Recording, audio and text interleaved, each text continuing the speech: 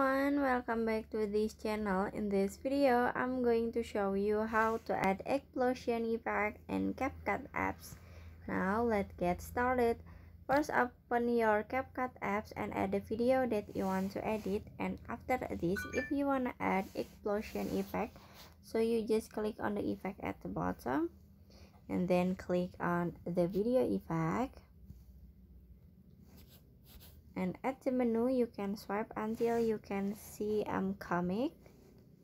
You just click on it. And after this, in here you can see explosion effect. You can click on it.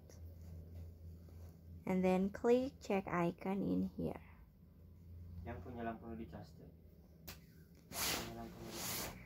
After this, you can adjust the effect, so you can click on the adjust at the bottom.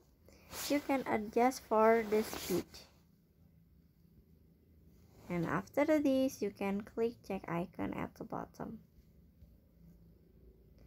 Finish. So that's how to add explosion effect on CapCut apps.